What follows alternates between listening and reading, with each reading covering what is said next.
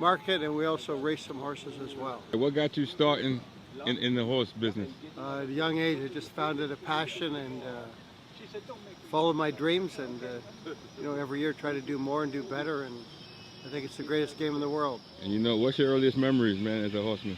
So I moved to Kentucky from Toronto, Canada, and I remember going to sales with my dad at a young age, and I remember coming to Kentucky and seeing the grandiose parties and you know, yearling selling for fortunes of money, and I just thought, wow, this is the pinnacle of the business, and one day it's what I want to do, and this is where I want to be to do it. And favorite moment all the time?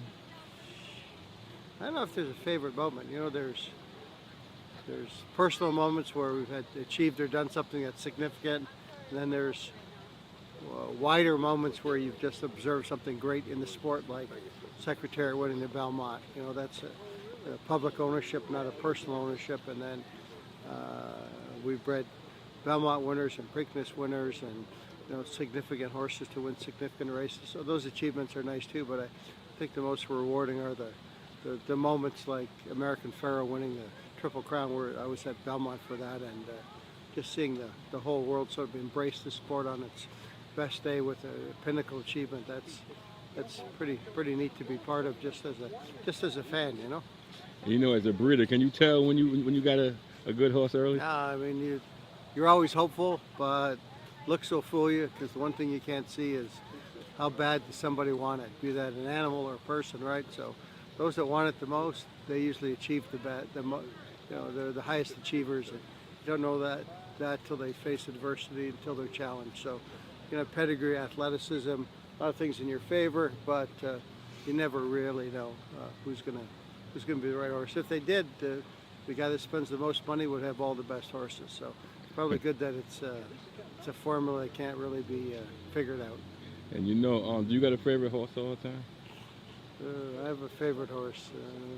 Yeah, probably a mare named Dejin, who was the sister of Touch Gold. We bred a a Belmont winner in Touch Gold, and the full sister to Touch Gold was a mare named Dejin, and she was a great producer, and she's a mare I had a lot of affection for, so she's one I'll always remember.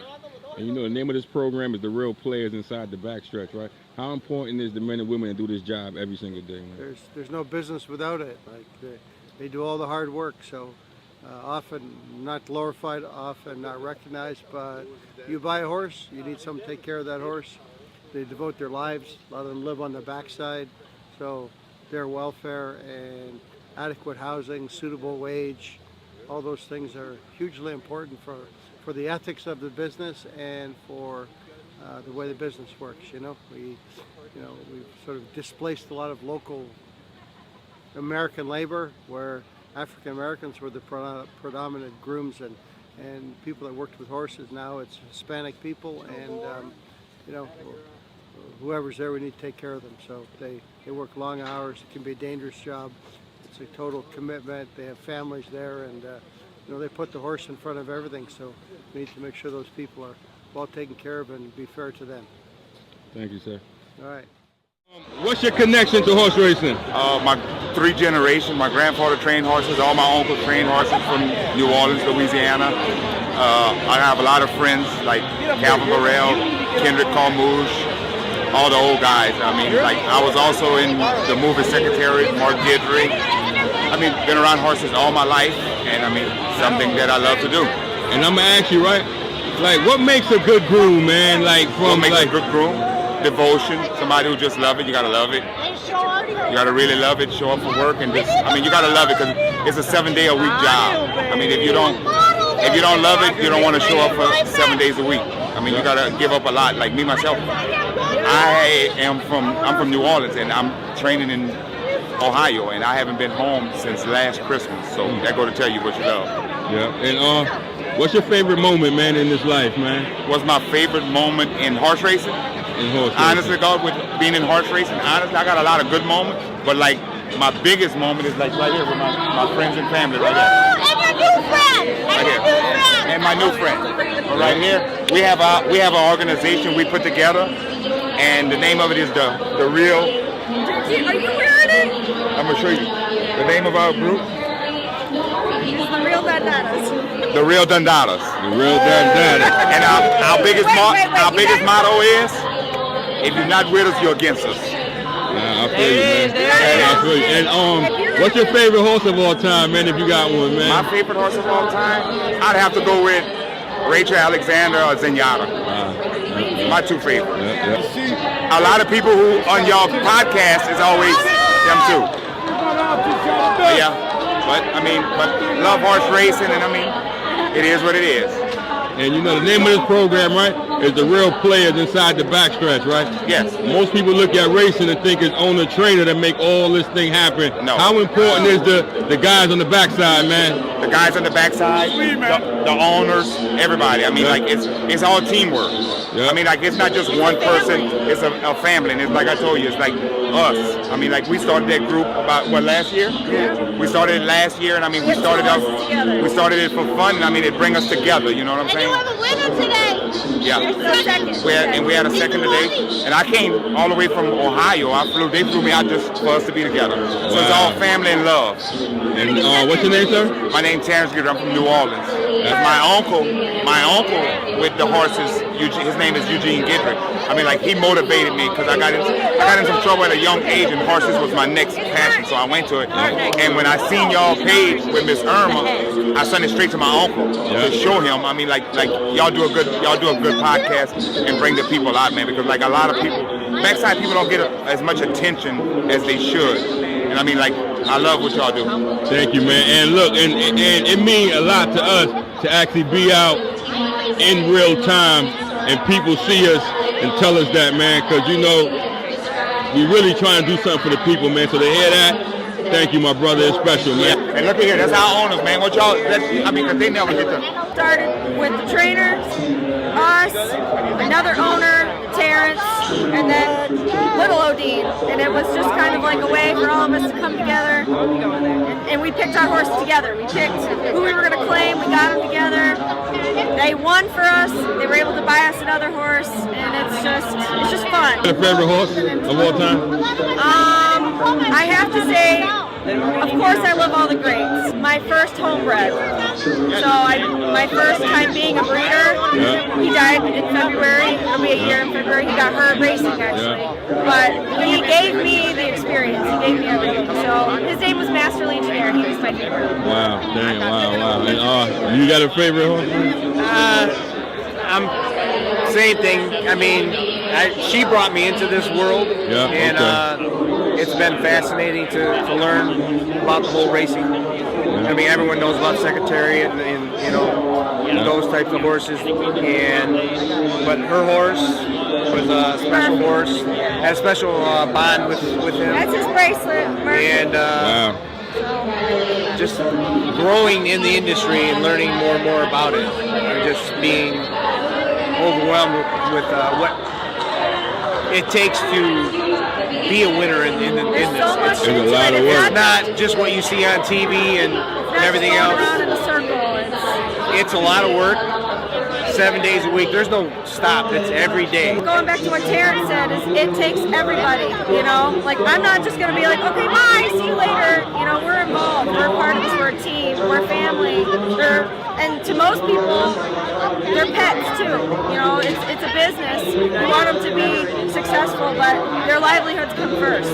So we want to make sure that they're healthy. We want to make sure that they came back from these races. They're safe. They're sound. They're not hurting. They're going to eat, you know? And that's a lot of stuff that people don't see. You know, you don't cover that stuff. You don't cover what's really on the backside, or you know, when a horse does get hurt, or when they have bad days too. Every day, they're athletes.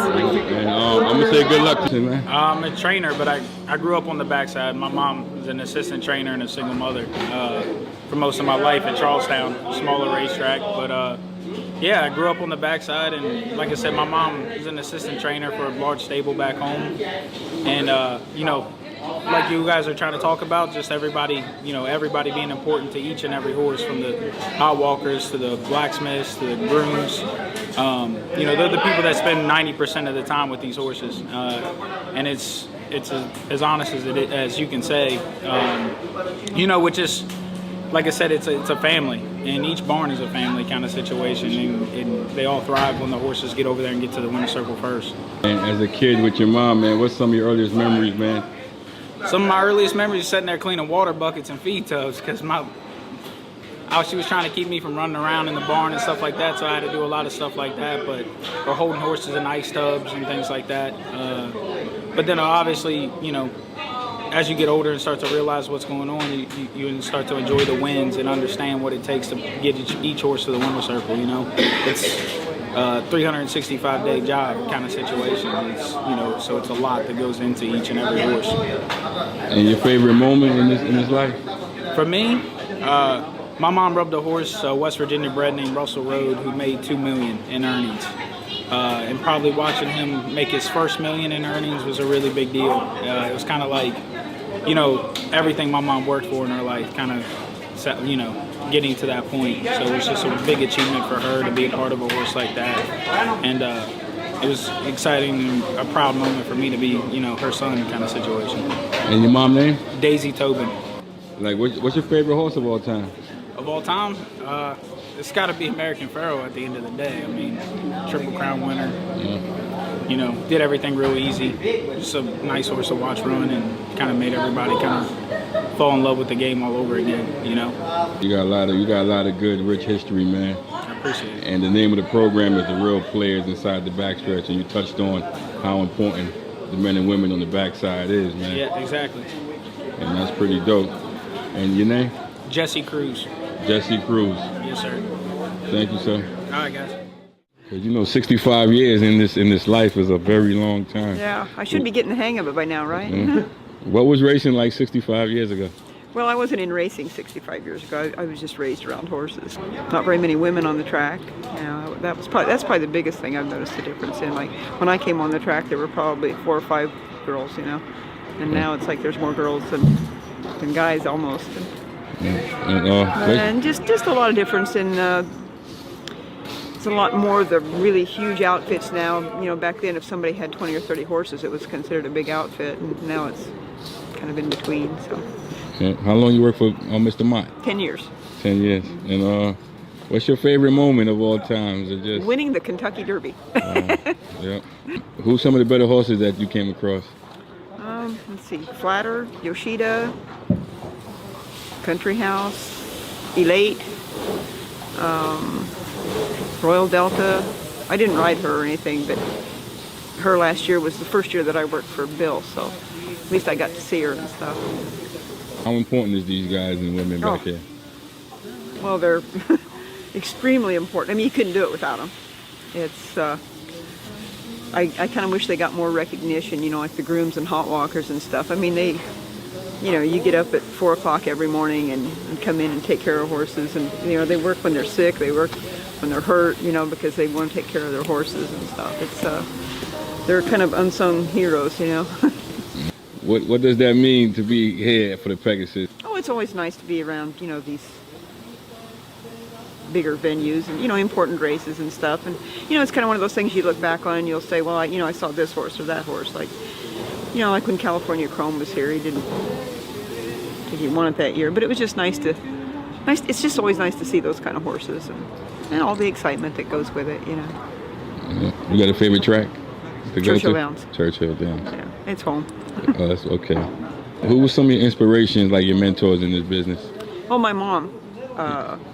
Not necessarily in this business, but just the fact that she was, you know, she was born in 1910, so you can imagine when she started riding horses, it was scandalous, practically, you know. It's kind of like the Annie Oakley's thing, but she's the one that put me on horses when I was a toddler, and so she was very inspirational. And then my oldest brother was a jockey, so that was kind of he was my hero, so he's the one that got me into this part of the horse business. So as a kid growing up, right, coming to the track with your mom, what's some of your earliest memories?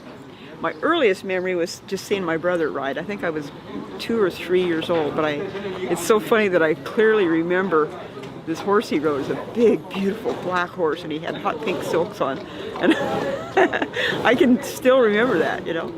And how's it working for Mr. Mott? Oh, I love it. It's a great job. He's such a good horseman. It's just a good environment. You know, everybody You know, like my boss here, Kenny McCarthy, that builds the system. It's just like, it's just a good environment. Can't say enough about it. This will be my last job. This the guy that won the Derby in 1985? Yes. Wow. 85. Yeah. 85, huh? How good is your memory? Okay, I'm gonna tell you who won the Derby in 85. Swell was 84. Yep. 86 Ferdinand. Spend a buck. Spend a buck. Here. Let me see a picture. Cam Gambaladas, right? Yep. But how did I forget that? Big Chief Swell. Yep. That's in right there. Cordero up. Yep. And you was the trainer? Yes, sir. Oh my God, congratulations. Thank you. Wow. Oh, this is an honor to come in here and meet him. It's somewhere here, the winner's circle picture. All this stuff has been around and up and down. No, that's the Jersey Derby. Jersey Derby, he beat Creme Fresh, right? Yep, you got it. Boy, you got a great memory. Wow, I was rooting for Creme Fresh and you. Thank you. It was 2.6 million, okay? Oh my goodness. And the thing was funny. So they said there was a bad field in Creme Fresh, whatever, that he beat. And 10 days later, he won the Belmont, Creme Fresh. Creme Fresh, yeah. And I did the television, and I'm sitting there, and they asked me, I go, well, everybody said it was a bad field, but guess what? He just won the Belmont. He beat all them other horses. So. Yeah. Wow. He beat both of us. Your name? My name's Maurice. Call me Mo. Hey, Mo. And my name is Rasai. We Hi, got a Rasai. program called The Real Players Okay. inside the backstretch. Okay. Big Jim. I was 35, so. Wow. Let me ask you a And they question. kept saying how young I was when I won the Derby. Well, guess what? No, he didn't run the Alabama Derby. No, he'd been the Jersey Derby, and then we went to Monmouth. And the track was really bad. And he finished second in the Haskell, and then he broke the track record in the Monmouth Handicap. And that was the last time he ran. And what got you started in wanting to be like a trainer, wanting to be a horseman? What that role I was? graduated college, didn't know what I wanted to do, okay? And I just hung around a couple of years, and when it was over and done with, I just started hanging around the racetrack, okay? And I loved it, My dad brought me when I was young. He'd go up to gamble, and I'd sit in the barn and just was in awe of it, and I just loved it, And that was 40 years ago. Yeah. See, he got a similar story like that, man. Really? Just hanging at the barn and just fell in love. And what's your favorite moment, man, throughout the years? There's only one. Now, you listen, the Jersey Derby was the most money at that time. Kentucky Derby, there's nothing compares to it. Yeah. I finished second and third in 2 Breeders' Cups, but it's not like the Kentucky Derby. Wow. Nothing like it. Nothing like it. And what's it like from back then to now? Like, you see any difference? What's racing like 40 years ago versus today? I think, of course I'm an old timer now, but I think there's a problem that all the horses are not diversified and spread out amongst people. There's only 2 or 3 trainers that have all the good horses, okay? I think that's a detriment, okay? And the racetracks have caused it because in the old days, Woody Stevens was the Bob Baffert in them days, okay? He had 44 stalls. They wouldn't give him another stall. And these guys got hundreds of stalls, okay? And it hurts the racetrack, but they bow to them, So. And what's a piece of history, man, that you could take from back in the days and put in the game today? History. I think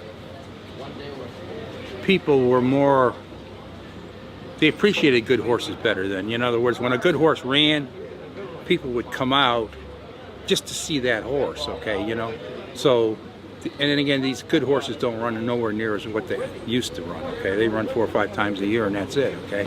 But people would love to come out, it's a big day when, good horses would run. And it just doesn't happen anymore, okay? They have to put all these stakes together in one day to get people out.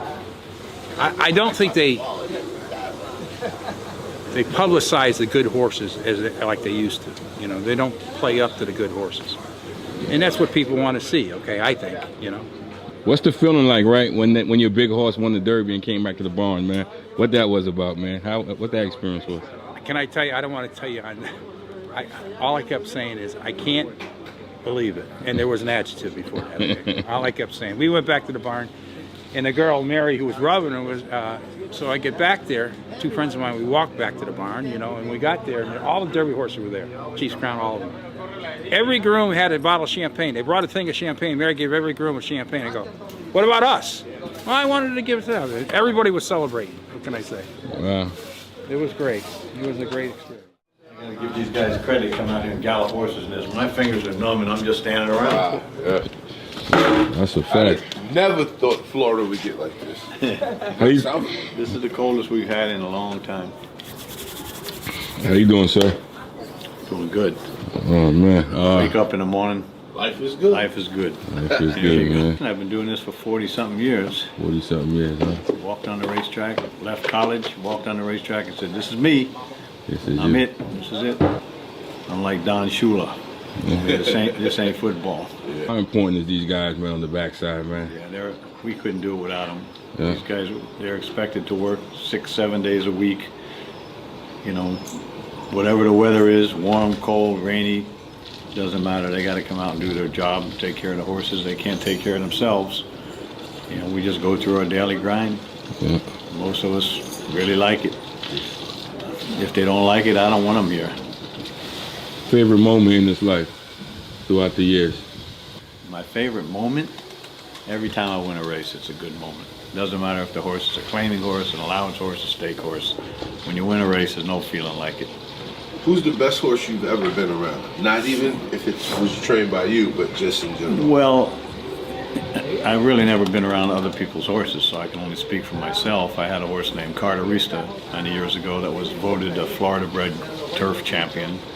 And he won about 15, 18 races. And it was a great horse, and I've been around a lot of good horses since then. But it's all about right now. Like right now, I got a filly in the barn that had 3 starts. She got beat ahead first time, win the next one by 14 lengths. And I sold her to a big player in the business, and she went for him the other day by 5.5 lengths. So those are great moments, you know. I made my prior customers happy. I made the future customer happy.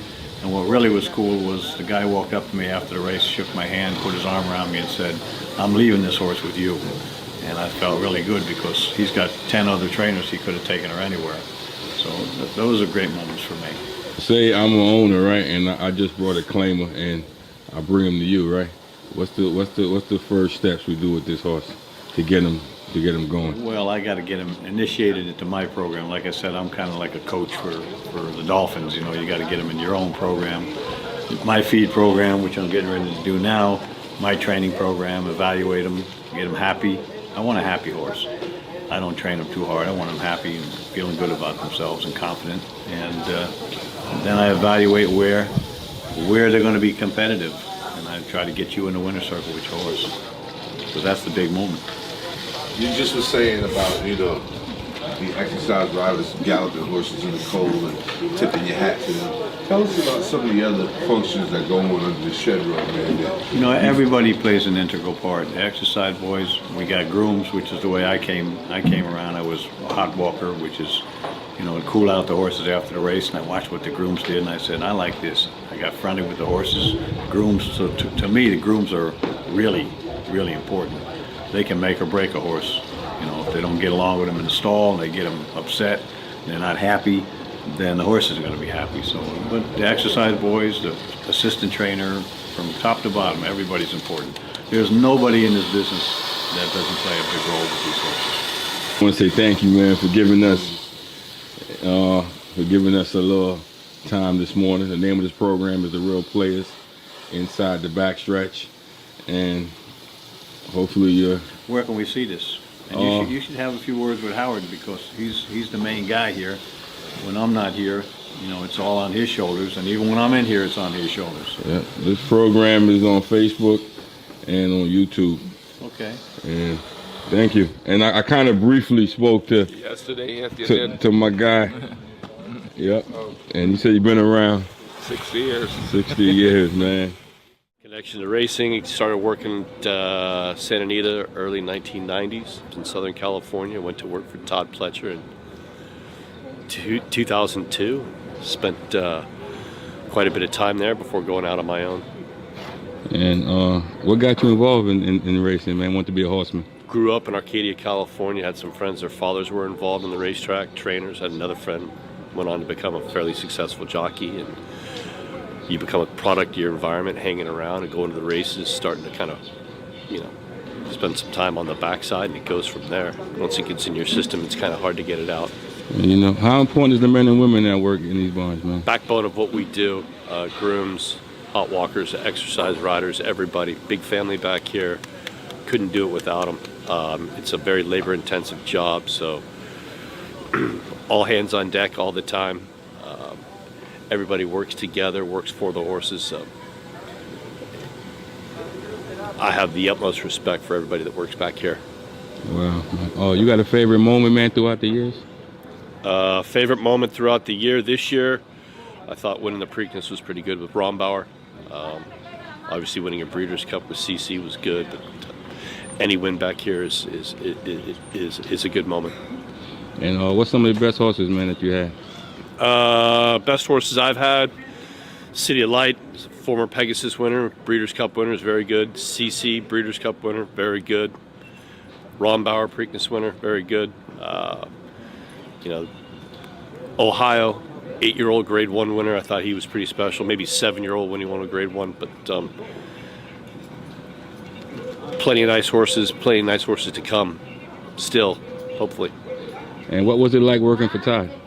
Very good. Learned a lot, worked a lot. You know, you get out of it what you put into it, so you show up every day, try to give it 110%, and hopefully that sticks with you. But couldn't think of a better place to be, better place to learn, better environment to see nice horses, work with good people, skilled professionals. And if you picked up one tip from Todd, what would that be? Show up. Thank you. All right, guys. And you're assistant trainer for Mark Cassie? Yes, sir. And how long you been assistant trainer?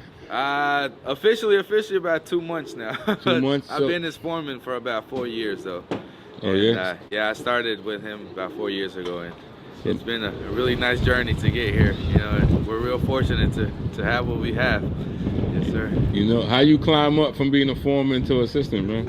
It was just, you know, a matter of a little bit of luck and, you know, opportunities that they gave me. You know, I started as a hot walker with one of his main assistants up in Palmettos, and he's the reason why I moved up. He gave me a chance. You know, I was hot walking for him, and, you know, he decided to give me the opportunity, and I took it, and ever since then, the rest is history.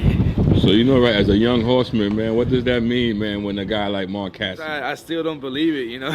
You know, to be, you know, part of this, you know, magnificent team that we have, you know, all around, you know, everywhere. You know, he's got horses in Ocala, horses at fairgrounds, you know, Turfway, and everyone does a really good job, you know, and we're just fortunate to have the horses and the people, you know, that work really hard here every day. Yes, sir. What's some of the most influential horses that you've been around since you've been working with Mark Cassie? War of Will. Yeah, he's one of the horses that has left, you know, a print in my life forever. You know, we won the Preakness with him, you know, and I was with him throughout almost all his races in his career, and I was with him for the two Grade 1s he won on the turf and on the dirt, and, you know. But like I said, at the end of the day, it's all teamwork. You know, it's not just about one person. Everyone's, from the hot walker to the groom, the exercise rider, the people sitting in the office, you know, making the calls. Everybody's part of it. You know, at the end of the day, it's not just a one-person job. So, you know, that's, you know, we're fortunate to be around hard workers. Under the shed row, who was some of the most influential people that's helped you get to where you are today? I'd say my mom and my dad. My dad was a groom for Mark for about 4 or 5 years, and my mom was a hot walker for him for about 4 or 5 years, and that's how I started coming to the barn, you know, up in Churchill, and, you know, started getting to see horses, you know, since I was a little kid, and I've always liked them. You know, my dream was to be a jockey, but obviously that didn't work out too well for me, you know. But, you know, there's always other ways where you can be part of this, you know. It's just so many ways to be part of horse racing, and I was fortunate to land in this team, you know, and just happy to be here. So, you know, right, it's so many jobs and career routes you can take back here, right? As a young guy, where do you see yourself, man, in the future after you kind of go through the trenches? Well, the dream is to train one day. You know, that's every assistant's dream, I think, that does this. You know, we all want to go on our own one day and, you know, and be just like the guy we work for, you know, Mark Cassie. And I feel like he's a great example for a lot of people, you know, especially for us. You know, we try to be as much as we can like him, to represent him in every way, you know, like he is, because he's a real role model to us. We know that legacies live on, right? And one of my favorite horses is Tepin. And I know you probably hear a lot of things, you know, after, you know, she's gone so long. But what do you get? Like the comparisons or whatever? Can you tell us something? I mean, Tepin, I wasn't around her, you know, because I wasn't even working for Mark at that time. You know, my parents were, though. They used to tell me when they came home, you know, about her, you know, this filly that they have at the barn, that she's doing real well and winning, beating the boys, you know, in all kinds of races. So, yeah, I mean, it's beautiful, you know. These horses, they're athletes, you know. It's like, you know, dealing with an NBA team or you know, an NFL team, you know. It's just like that. But a lot of people don't see it that way because they're animals, but they don't understand that their personality is unique. They all have their own personality. They all have their own talent, you know, and that's what makes it, you know, so interesting to do, because you don't ever figure out, you know, this. You learn something new every day, you know, and a lot of people are like, oh, you're crazy. The times that you get up, you know, at 4 o'clock in the morning, you know, and like you don't go out and party. I'm like, you know what? I enjoy being at this barn more than anything else. Right. So, you know, it's beautiful, and that's why I hope more people get involved in it. You know, it's just make it grow more and more every year. You know, that's the goal. You definitely is going to be a role model. Thank you, sir. I really appreciate it. I mean, for young people, and it's an honor to talk to you. You know what I mean? Shout out to the real players inside the backstage. Exactly, man. And that'd be you, man. All righty. Thank you, guys. Thank you, man. Existía, monstruo, estamos nosotros dando pela ya aquí, el chino, mi brother. Mira, José el chino Ferrer, dando pela aquí, the living legend. en 2000. Ya lo sí. chino, 2000. Caballo. Del viejo brother, Calder. del viejo Calder, caballo. The old Calder. Dale, gusto en verte, fuiste el mejor. Dale. Hey, ready, whopping. He checks and comes out of there. I'm like, ah. I said, Katie, what are you doing? She said, Dad, you see that crap? And I said, yeah, Katie, you got to give the guy a little shot out of there. Like, I ain't give. So they go to the steward. She says, what do I tell him? I says, Katie, you're on your own there. You about dropped the guy. You're going to get somebody hurt. You're on your own. So she goes to the steward's office. They're sitting there. They're going through the films. Katie, what happened? Well, I'll tell you what happened. First thing my dad taught me is when you're going into the turn, either you get in there or you get the hell out of there. And that guy needs to learn to get the hell out of there. Bam! 7 days. So we call her Katie Days.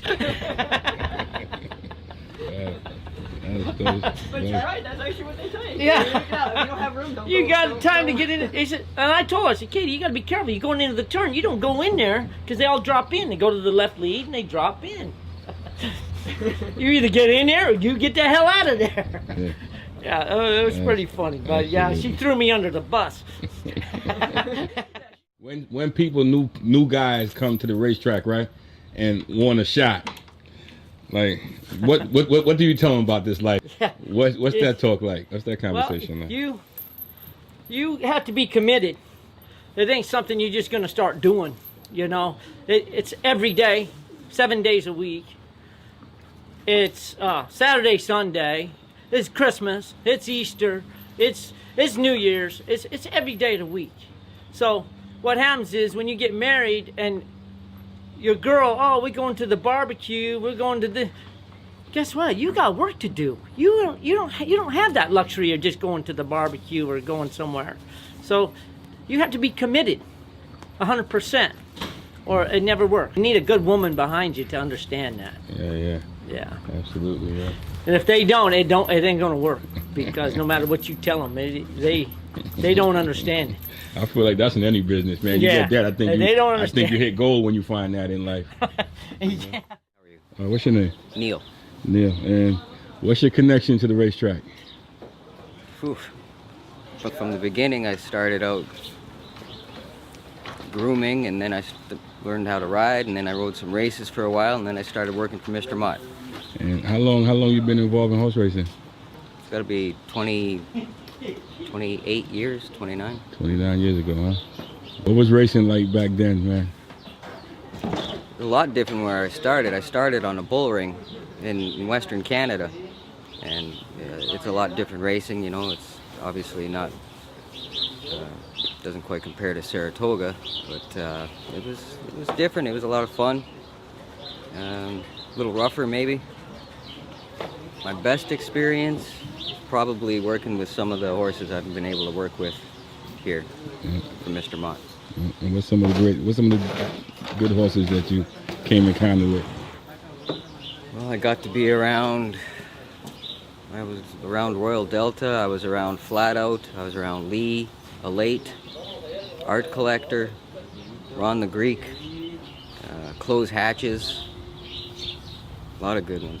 Now we've got Warlike Goddess. I mean, we just always around something special. The name of this program is The Real Players Inside the Backstretch, and a lot of people think owner trainer make all this thing come together, and we back here, the Saratoga meet is over, and these guys are still working just as hard as they was working when I was here during the meet. You know what I mean? There's no end. There's no end. The longer days during the meet, but other than that, these guys are here, you know, 4:30, 5 o'clock every morning. You know, they start in the stalls, get them cleaned out, and then they're brushing off their horses and getting them ready, and it's every day. Every day. There's no rest for the wicked, man. No rest for the wicked, right? And what's your job title now these days? What you do now? Assistant? I'm an assistant and exercise rider. Exercise rider. And the best horse you ever exercised rode was for you? You could have got on the whole list I just gave you. Oh, you rode all those horses? Well, at one point or another, yeah. Yeah. What makes this track right here special, Saratoga? It's, you know, it's a good place for when we start in the spring. We bring a lot of our, you know, we get our young horses started here out on Oklahoma, the training track. I guess the weather's usually pretty good for the horses.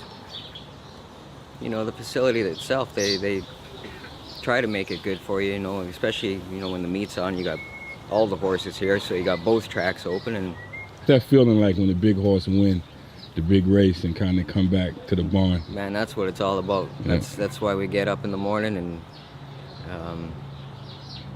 you know, I get more nervous now running these things than I ever did riding them. There's just, now I know how much work goes into it, and one split second and all that hard work goes, you know, down the drain, or not necessarily down the drain, but, you know, just changes a lot of things. And you know, the difference between a nose and a head, it's they don't give those things away, man. They're pretty special. You guys going to the Breeders' Cup, huh? And what's the preparation for that? What kind of horses you got going there? Well, we've got Art Collector. He's going to go into the Classic. He just got done winning the Woodward, so he's earned a spot. Warlike Goddess, she won a win in your in race here on the turf. She's a nice filly. We got Cassatt Creed. He won a win in your in race. He's going to go. We're going to take Horologist, who was just second in the Belle Dame. She's going to go, and we're going to give Channel Maker one more shot. See if the old boy can't get it done one time.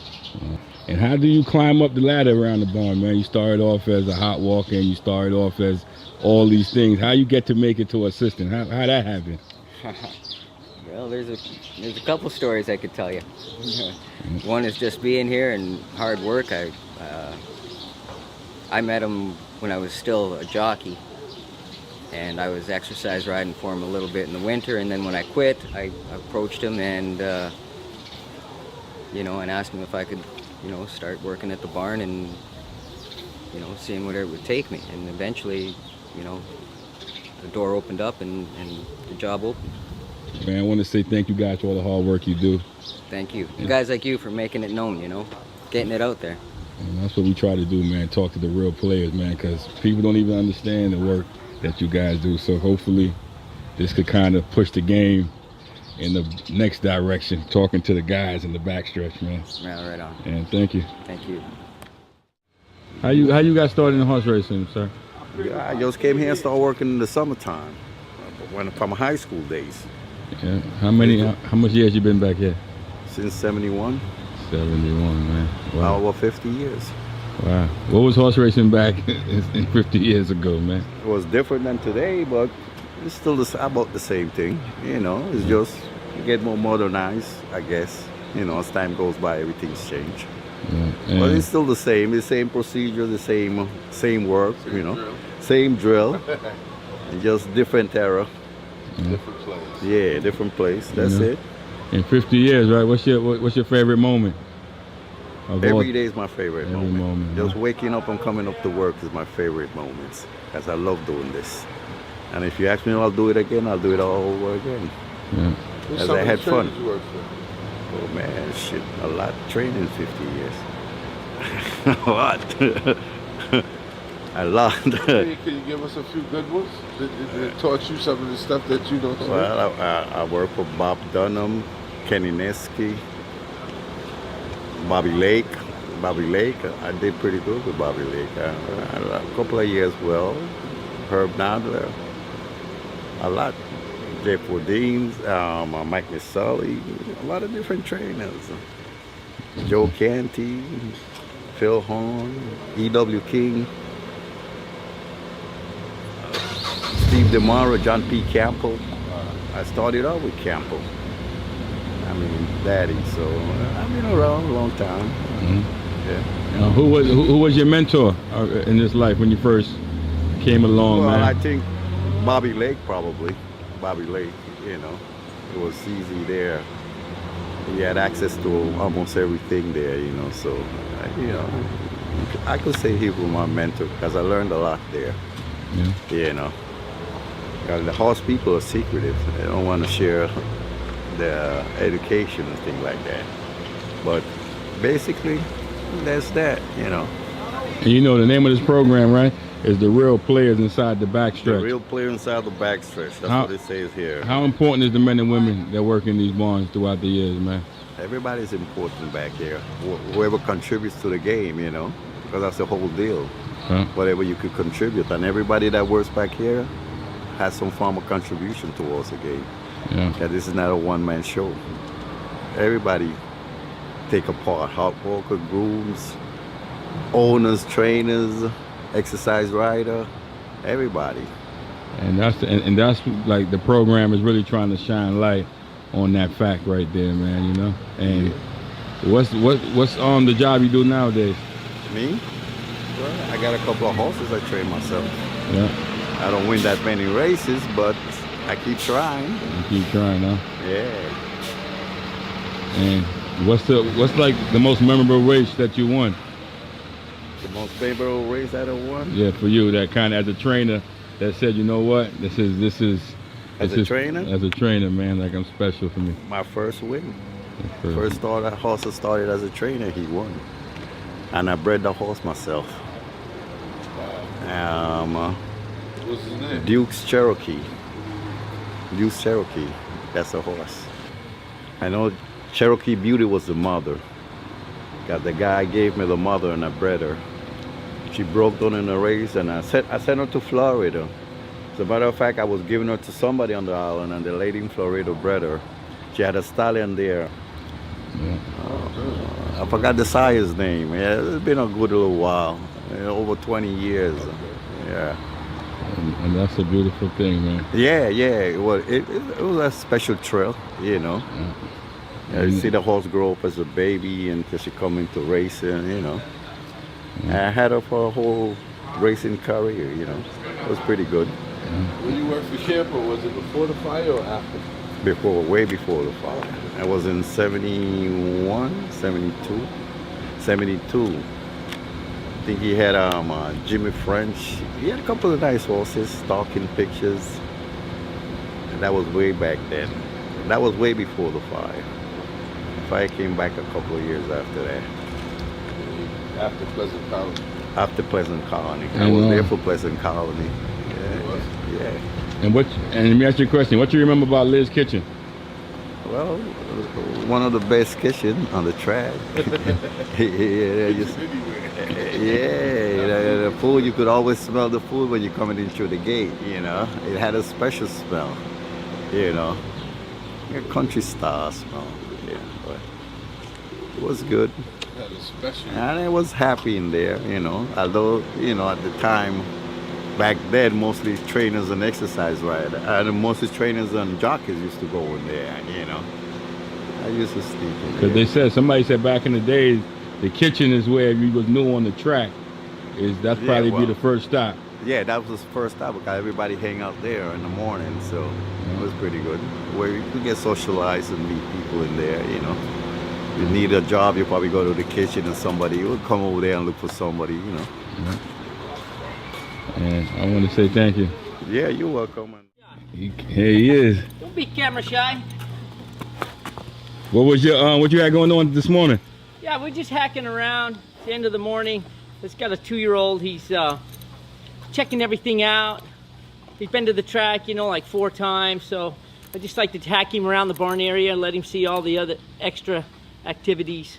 Oh, so this is how when you start getting them going? Yeah, it's groundwork, and the more groundwork you do, the easier it is. They just don't go to the track and back, They get a little sour when you do that. Yeah. So what's one of like if I'm an owner and I got a horse and I bring him to you and you check them out, what's like some of the first steps that we take? Well, we just get on in the round pen, we left and right, figure 8, and see what he knows, because he's supposed to be broke before he comes to the track. And then I'm gonna have to have a little patience so that I can teach him how to just go around the barn area and see all the little things, the groundwork. And that's what we're doing now. Just let him see the squirrels, let him see the muck buckets and all the different stuff that's going on. And the lawnmowers, and they teach him the groundwork. And then when you go to show him the racetrack, he knows what you're teaching him. And then you leg them up real slow. Just walking around with the weight on their back, that strengthens them up. You imagine carrying a 10-pound bag of potatoes on your shoulders and walking around this grocery store. Your legs are going to get strong after about the 3rd round. Yeah. So that's what he does. He's carrying me around, which I'm a little more than a bag of potatoes, but it's legging him up. Yeah. And then we'll work on his stride, jogging. If you teach him how to reach out that far on his stride, there's 75 strides from the quarter pole to the finish line. So you add that up 75 times, it'll be a length, 2 lengths, 3 lengths. So teach him how to utilize his stride. And I learned that from racing horses for 25 years, 30 years. And I went to ask you, right, who's one of your mentors in this business coming up? Oh, my mentors? Oh, I had looked up to many of them, Eddie Maple, Georgie Velasquez, Angel Cordero, Jacinto Vasquez, Pat Day, Lafitte Penkai, Eddie Delahousie, Chris McCarron, and Willie Shoemaker. And I might have left a couple out, but you read about those guys in Sports Illustrated, and then you just want to get next to them, learn how to ride, and you just learn, pay attention, you'll learn. And it was fun riding with them, but they were also really, really tough. Yeah. Really tough to beat them. It was fun riding with them, but beating them was really good.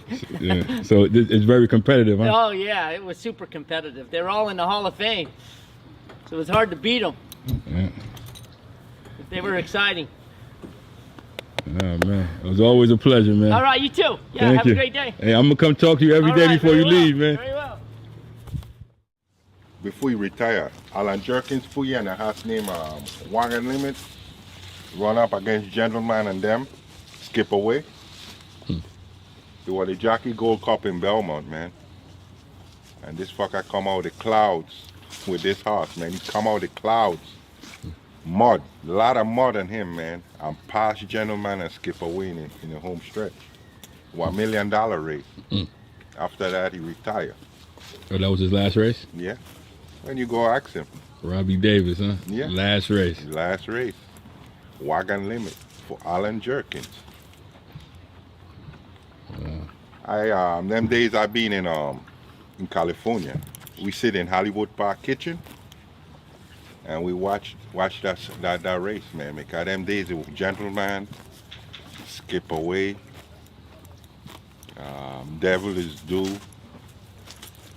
It was some good grade 1 horses, you know, competing. Being wrong the time with Eddie Maple and them, you know. Shoemaker and all these guys. Yeah, man, he been around, man. Cordero. Yeah, like his son, Dylan Davis. Yeah. All he got to do is listen to his father, and he be probably coming to be a price rider, man. Guys, the sweet thing about this type of life, when you see like how he's sitting back now and looking at races, he's seeing more than when he was there. You know what I mean? So he could reflect it to his son. And his daughters. Yeah, he got a daughter that'll ride too. I ain't seen her in a while. You know? That's a riding family, you know what I mean? I respect that. That's Alan why they Jerkins, call huh? him the Giant Killer. The Giant Killer, they call him? Yeah, man, because of what he did to Secretariat right here. You don't remember that I said this which past champions are create or champions fall? The Graveyard of Champions. This is the place here, man. And somebody said that. They said he beat Secretary. People don't tell you that story, man. Because everybody, I love the Big Red, but when Alan Jerkins stopped me with Onion right here, so it was a shocker.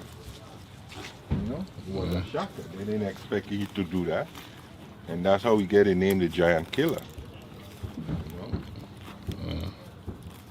What kind of man was Mr. Jerkins? Well, honest and truly, I can't go into that detail because all I used to say is good morning, hello, you know what I mean? But just from a racetrack perspective. Just from a racetrack, one of the best that done it, you know? He's a Hall of Famer, you know?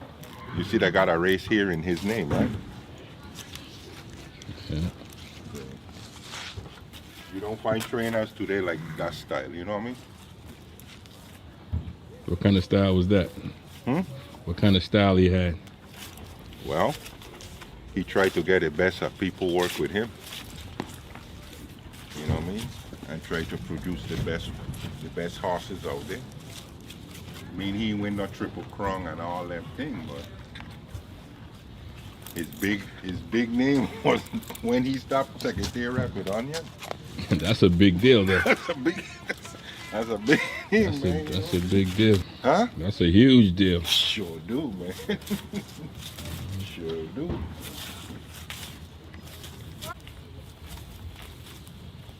Wayne Lucas is another one I hear a lot about. Huh? I hear a lot about Wayne Lucas too. Well, that's which part you go to, Hot Spring, because he got stories he could tell you too. Like he blessed, you know what I mean? He up in his 80s, and he still look like young. He could still get on the pony and do what he used to doing way back in his day. Damn. So what you said to that? You take good care of yourself, you know? See, in this business, to stick around for a long time, you got to take good care of yourself, you know? That's what's going to keep you around for a long time. It's how you take care of yourself is where you're going to get in the long run.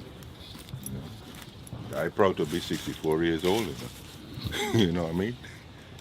And I wanted to see many more, you know?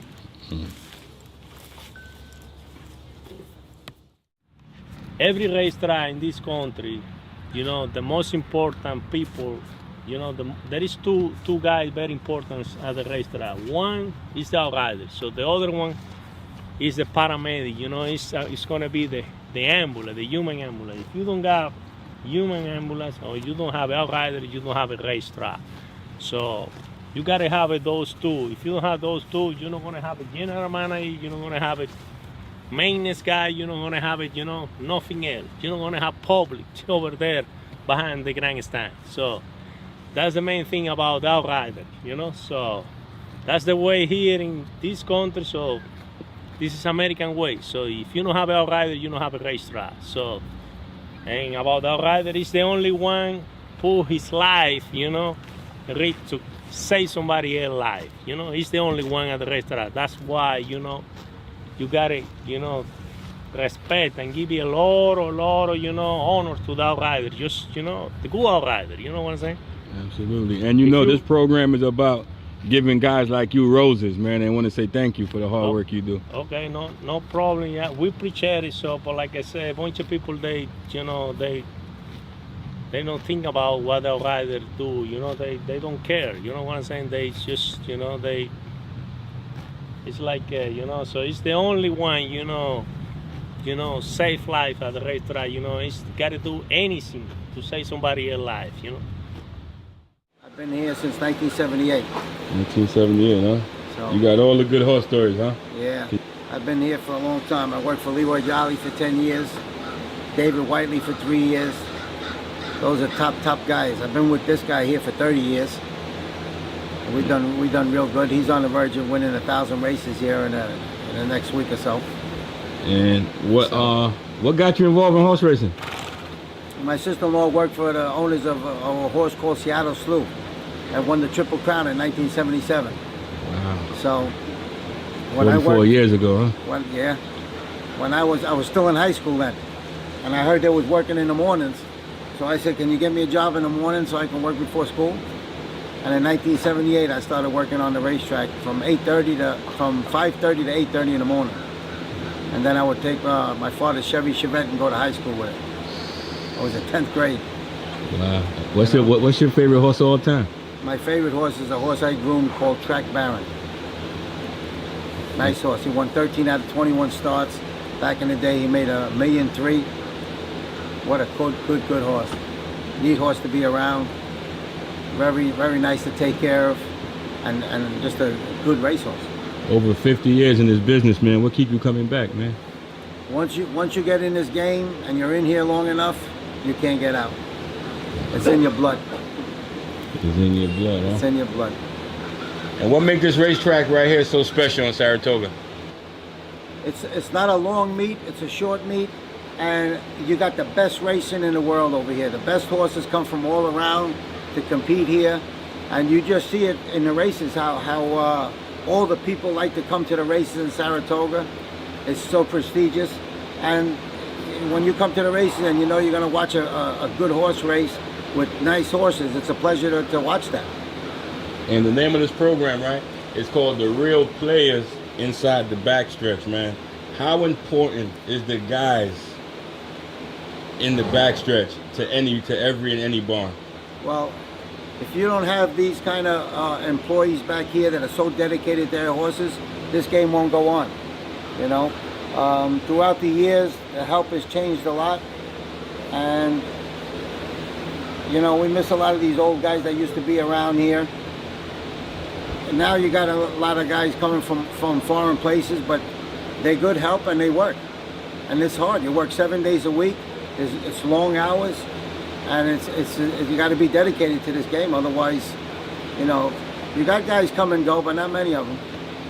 So throughout the years, right, where's some of the best grooms you said came from? A lot of guys that I can remember in my past, from Holly Hill, South Carolina, Aiken, South Carolina, top guys.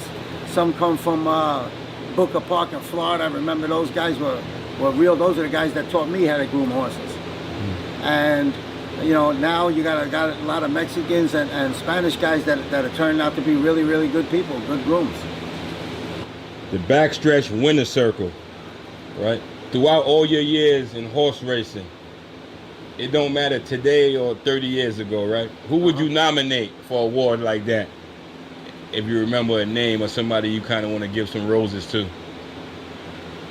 Backstretch winner circle. I remember Umberto Castro. I think he was a great groom. He had to leave the racetrack, and he's living in another part of the country now. But that guy was a great groom and really dedicated to his horses. I never see a guy really love his horses so much. Another guy, Oscar de Leon, great worker, dedicated to his horses, love the animals. Those guys really need to bring those guys into mention. And somebody like Juan Ortiz that's been here such a long time. I mean, these are you can't find people like that. Yeah. You know, you can't find people like that. How do you become an assistant trainer? Well, you put in your dues and you put in your time, and a trainer will eventually ask you to step up and be his second-hand man. and that's involved of watching the horses train, try to develop the horses, young horses, into you know, their true talent, and you know, feeding them, working with the help. You know, so there's things like that. You know, racing the horses, afternoon, preparing the horses to go to the races. From guys leaving college, they would come to get home from a job over here. But they don't do that no more. Why I don't you see think? these young guys. I don't know. I don't know why. And somebody said too, you can't even get Americans to kind of work neither, man. They don't want to do the job. The Americans don't want to do the job, yeah. You know? Like I said, it's long hours. You know what I mean? You're in the stall with the horses. You're cleaning up poop. You're cleaning up horses that got poop on their body. You know, the guys are just walking. I guess it's boring for them to walk for 4 or 5 hours in the morning. You know, the younger generation, they don't want to do that. I don't want to do that, man. Times change, man. Yeah. That's how come But years ago, I mean, I remember college help. I always had college. 2-3 hard workers helped me from school, and they used to love it. You know what I mean? Back in the day, they make a couple $100 a week, and they used to love it. Work for 2 months, 6 weeks, great. Now, I ain't seen one guy come by looking for work. That's crazy. Hey, you ever been to the Arlington track? Yes. Yes, I was there. I was there in 1987. What do you think about them closing it down? Oh, it's terrible. I see a lot of old racetracks shutting down, you know. It's been going on throughout the years, but Arlington's track's been around so long, and it's such a prestigious racetrack, it's sad to see that track go down. I just seen Suffolk Downs close up about 2 years ago, same way. It was an old prestigious racetrack. It used to have big races and big horses run at those places. The Arlington Man, that's one of the most famous races in the United States. They said that was the first $1 million race. Yeah, yeah. I was involved in that race with a horse called Manila. Oh, wow. Born 50 on the Oklahoma side at Saratoga Racecourse. Thank you, man. Who's the trainer here? Gary Siaka. Yes, sir. Appreciate you, man. Okay. I remember Robbie coming in. I think your first year you come in, you had the El Camino coming in with the Idaho plates and yeah, fictitious plates and 43 tickets. Yeah, I had a suspended license. I used to drag race it. It was an 11-second car when I was 16 years old. Wow. But I'd make $100 a race, so you know it'd pay the ticket, but wouldn't get me out of jail. I'd have to go to jail over the weekend or something because I wouldn't quit racing. I had to race. What was your first? Was it Lenny Goodman brought you in, or who was your first agent? Steve Adika. Steve Adika, okay. Yeah, I had a pretty good agent, good salesman. He worked at a print shop, and he put my win picture from Turf Paradise, because I went to Turf Paradise for one winter, and he took it up and he wrote an article on up and coming star Robbie Davis, Bug Boy, and he posted it in the racing office, posted it in the tack rooms, all the tack rooms. So I went in the bathroom, I sat down on the toilet and I closed the door. There's my picture on the back of the stall door. I said, oh, now he's going too far, man. I'm ripping him down. And he was embarrassing me pretty good, you know. But he was one of the hardest working agents. he was, yeah. Your choice. Put Davis on there at the draw. Put Davis. I don't care if 4 other jockeys were trying to ride him. Put Davis. No, I won my first race. And I was saying, God, I know I ask you for many prayers, and but this one time, please, just let me win this one race. I can go back to Idaho and tell them I won a race in New York, and I'm 28-1, and it's pouring rain, sloppy. I'm going down the backside. I'm like, where's the turn? Because I'd never been on Belmont track. I'd been on the Aqueduct where they trained, because they were redoing the track during the time at Saratoga, and. So I'm going around the turn, and I look. I says, "Oh, there's the grandstand." I says, "All right, I gotta go." And I started whipping. I won by 15 lengths. Wow. And a horse named Comanche Brave, Gil Puentes. Oh no, that was Dominic Del Vecchio. Young Robbie Davis, right there, 1982. Wow. 1982, huh? Look at And that, then I man. won my. Then that week I won another race, so. I was like, oh, wow, I won 2 races. I better call my mom, tell her I'm in New York, because I didn't want to tell her. She's going to get all upset. And I got my paycheck, and it said $3,800. I said, oh, man, they made a big mistake on my check. So I put it in my pocket, and I'm getting dressed, and I'm going, man, you know what? I'll get halfway to home in Idaho. They'll have the cops after me. They're going to get me. I can't skip town with this check. And I'm like, $3,800. I said, man. So I told my valet, I said, listen, they made a mistake on my check. He goes, well, let me see it. He folds it out and looks. He says, yeah, it's all there. What's the problem? I says, only won 2 races. He goes, oh, welcome to the Big Apple, Jock. I was like, yes! So I had $3,800, and it would take me a whole year to make that in Idaho, you know. And I remember the media guys, they did an interview with you, and they said you said you want to be the big fish, you didn't want to be the big fish in a little pond, and you came to give New York a try, and you became the big fish in a big pond. I was like, I want to be a jockey, and I want to go to jockey school. My dad said, no, you don't pay. He goes, you go to a farm, and they pay you, and you learn the same thing. So I went to Hobo Farm. Alan Jerkins was their trainer. Hobo Farm was Jack Dreyfus, the Dreyfus Funds. He had a big farm in Ocala, 2,500 acres. Elmer Hubick was the manager. Elmer had his own farm called Quail Roost that was alongside of it. And Elmer liked to employ girls because he said they were hardworking. So really it was all girls. We had an occasional guy getting on horses. One of them was, he went on to be a successful jockey. Mario Pino or I can't remember now, or the other guy. So I went to work down there getting on horse, and that's how I learned what a thoroughbred was like. And once I knew what they were like, it was like, I don't want to be a jockey. Oh my God. So I just became an exercise rider, which I love. And that's beautiful. And what's your favorite moment throughout the years? You mean back when I was working there? Just through the whole, you know what I life. love to do? I would get to Aqueduct. Now, this is back when girls weren't allowed after dark. There were no girls allowed on the backside after dark, which makes no sense because I was the assistant to the assistant, so I had to be there, and they would let me in. But I mean, those were the rules. If you were a girl after dark, you had to leave the track. And there was no, you know how they housed everybody up here? There was no housing for the girls, so I would have to rent like a house for the girls to stay at. But I would always find my own accommodations up here. But remember, it was only 4 weeks back then. And so every Tuesday, as a group, I was friends with Mike Venezia, because when I worked for Bob Dunham, Mike Venezia was his main rider. And we would always do something, like we'd go canoeing on the Battenkill up here. But I used to love to get to Aqueduct early in the morning, and on my first set, you could see the sun glinting off the city court building, which I always thought was really cool. Like to be on a horse riding, and yet you see the pretty sights of Manhattan at 6 in the morning. I always thought that was special. Like, where else in the world can you do that? Yeah, and I'm getting paid to do something I love, ride horses. So anyway, what make this racetrack so special, Saratoga? Well, I think it used to be more special. Well, Saratoga, I was a groom in 1977. There was no hot water. There was no lights in the barn, in the stalls. So the first person in, because the days get longer, so it'll be dark. The first person in would have to hang a work light in the stall to get the horse ready. And the first person in, we would have 55-gallon drums. You'll see it in the old pictures in the middle of the walking ring with the propane tank.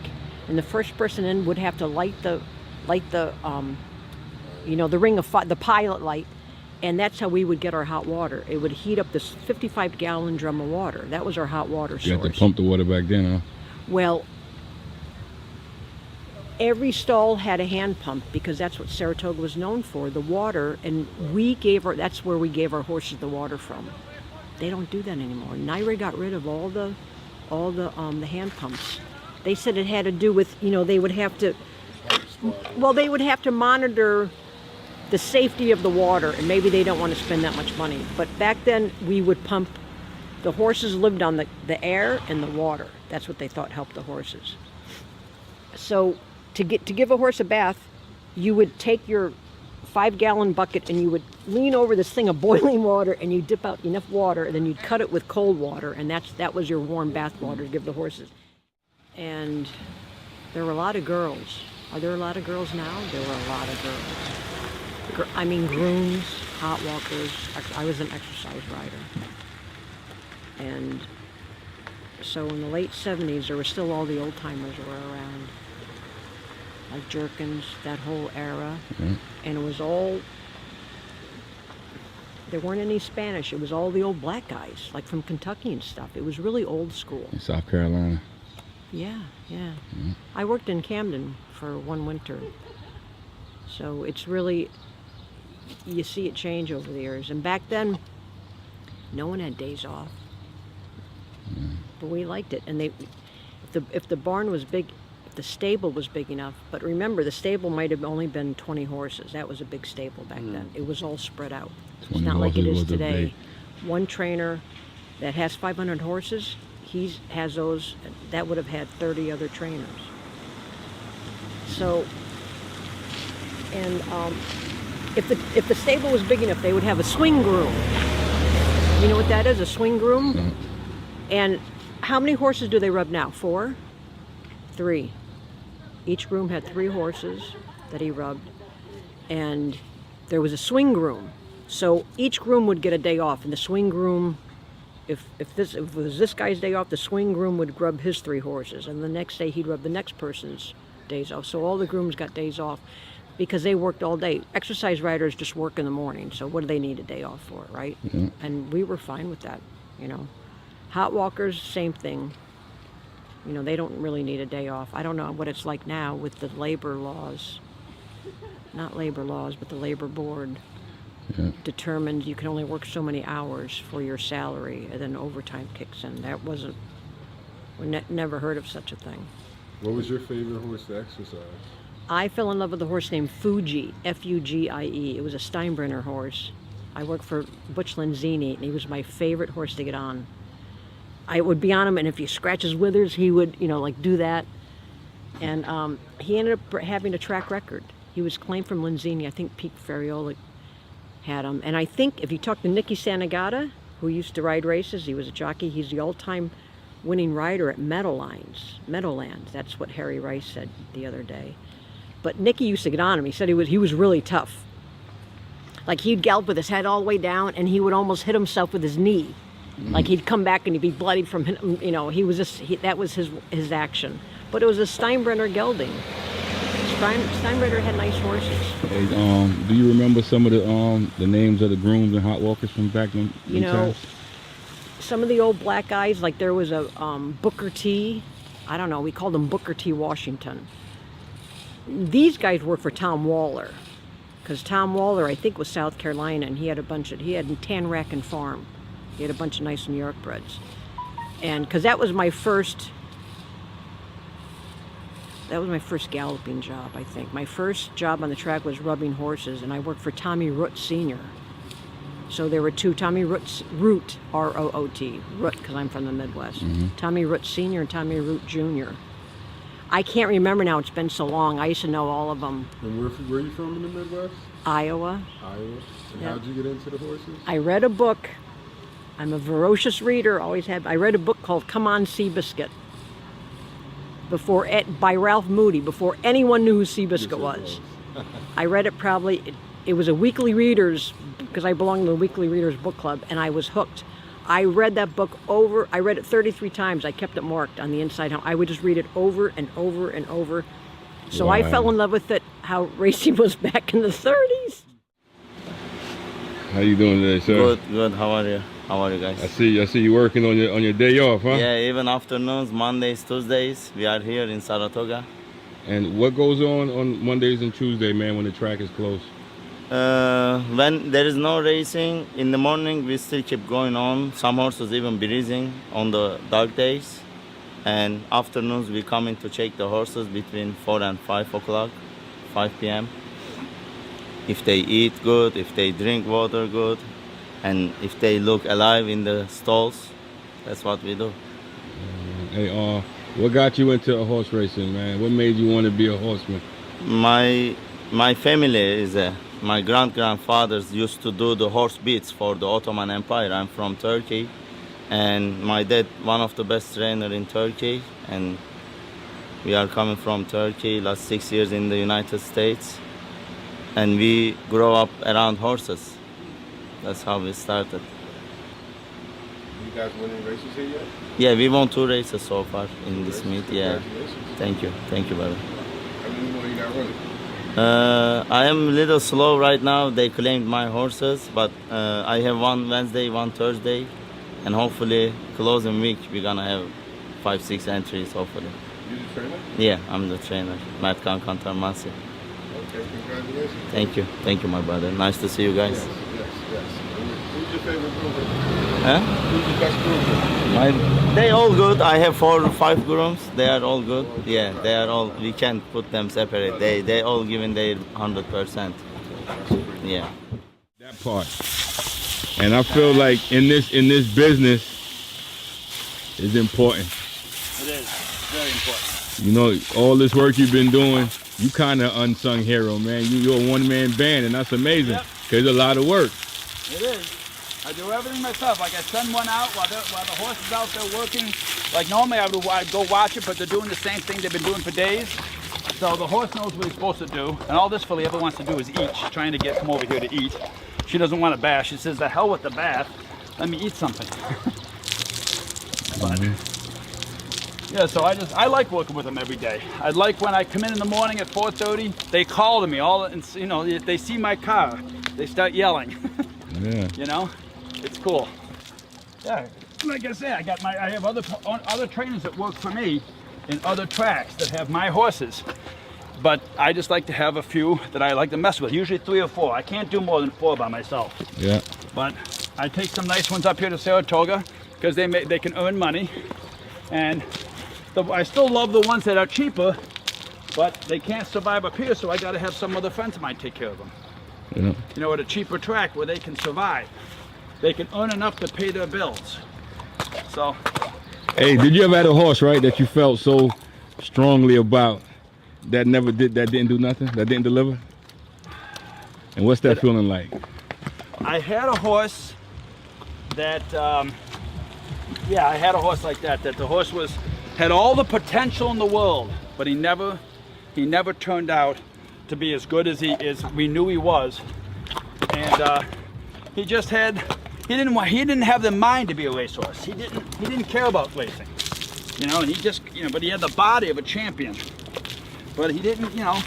And sometimes he would show the brilliance what he could do, but it wasn't consistent. And it caused, you know, it was just things, you know. I keep him in my thoughts because, you know, what if he ever did anything, you know? What if, huh? Yeah, it's what if. So, you know, he just, and I've had horses that have made a lot of money, and to me, didn't have anywhere near the talent that horse did. Yeah.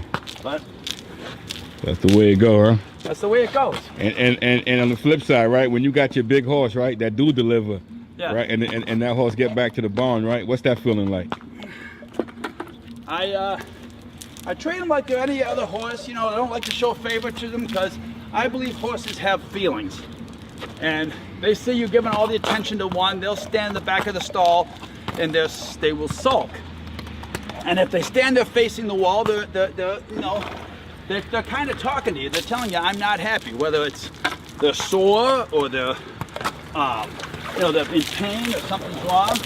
But if your horses have their heads out all together, staying together, they're happy and there's no issues. You know, stop. But, you know, like I say at my farm, I'll have 20 mares running. I have a 20-acre paddock, and I might have 16 mares out there with the babies, and they all run together and play, and it's a social atmosphere. But they know who the boss is in charge, and they know who's the least little guy. But as long as there's plenty of food and everything, everybody's happy. Yeah. It's the same as racehorses on the track. You know, they get jealous. They get if you favor one, they know you're favoring them. They can tell the difference. They know, huh? Yeah, they absolutely know. So I treat them all like my babies. Like everyone's my favorite, and then they're happy. This filly, she's spoiled rotten. She's a 4-year-old. She hasn't even won a race yet, but she's spoiled rotten. Cause she's getting that love. Yep, she's happy. She thinks she's the greatest racehorse on earth in her mind. And she just, I'm gonna probably breed her next year. She'll join my broodmare band. Her mother's in my broodmare band. So, you know, she'll go join her mother out. Actually, her sister is too. So she'll join her mother and her sister. So who taught you, being that you came in, who taught you all the trades of grooming, who was your mentor in this business then, so to say? A guy, I started out in Canada. I'm from Buffalo, New York, but I started out in Canada. And I went to Woodbine. That's where I bought my first horse at Woodbine Racetrack. And I ended up working with a guy, his name was Mel Whittemeyer, and he was the assistant trainer to the guy I had hired to train my horse. And then when he wanted to go out on his own, he said, would you give me a couple horses to let me train? I want to go out on my own. And he was moving to a track called Fort Erie, which was very close to my house. So I started him out with 4 of my horses. And he taught me a lot. He would let me come to his barn and just learn everything. Learn what was going on, what to watch for. You know, we played a lot of games. He teased me a lot, make fun of jokes and stuff. But it's all about the camaraderie, you know. But he taught me everything. So that was your mentor. Yeah, basically, yeah. So all the tricks of the trade, you still could go back to them moments and pull out some information from him. As he always taught, he told me all the time, I've taught you everything you know, but I haven't taught you everything I know. That's what he used to tell me. Yeah. I said, yeah, okay. And I used to tell him, now because I left him 25 years ago, I said, now I forgot more than you ever knew. We joke around with each other, but I talk to him every once in a while. Yeah. So he's still in the business at a little tiny track called Fort Erie, Ontario. Wow. And he said, you moved on to bigger and better things. I stayed the little guy. Yeah, look up Mel Whittemeyer, good guy. He's from Western Canada. And I think he's from a town called Regina, Saskatchewan, but he's a nice, humble guy. And likes to have 4, 5, 6 horses, that's it. We run him at Fort Erie. And that's what he does. But he taught me a lot. He let me work at the barn, I'd come to the farm, and you know, that's where I got my hands-on experience. Gray horse, you prefer, what's so special about the gray horse? I love gray horses. There's only one thing I don't like about them. If they lay down, they get the slightest little bit of poop on them, they look terrible. But I don't know what it is about, I love gray horses myself. I've only owned a couple, but usually they all seem to try. Gray horses try. Chestnuts I love, they try, but you gotta watch out. Chestnuts can get sunburned. You gotta care, you know. It's like a fair-haired young lady. She can't go to the beach in a bikini, she'll burn. Yeah. That's like a chestnut. So, yeah, but I like grays. I do not have a gray right now, except for a couple mares I have a gray. But I don't have any racehorses. See, look at this, so she thinks she's king. She does whatever she wants. And that's the thing about this game, right? Yeah. Like, nobody is too big or too small to talk to me. Like, it don't matter from the biggest guy to the smallest guy. Yeah. They all is so open. It's like being in backstage at like a Super Bowl. This is a very hard job, and it pays very little.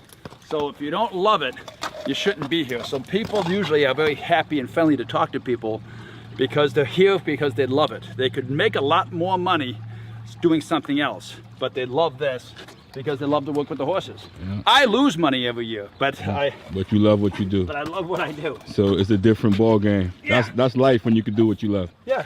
I don't ever have to tell people I never go to work because I love what I do. Yeah. You know, and people say, you're crazy.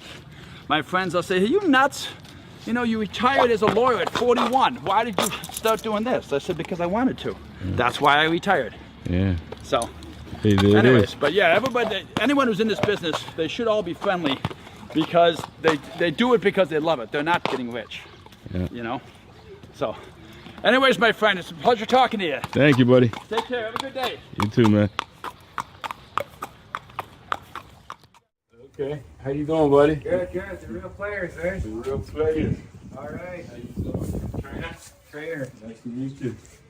There's our groom, Tion. Tion, that's the Requad groom. Walker. Oh man, this is the big boy right here. That's him. Putting all the good work in. Oh man, you're young, man. Young and I think he's 21. 21.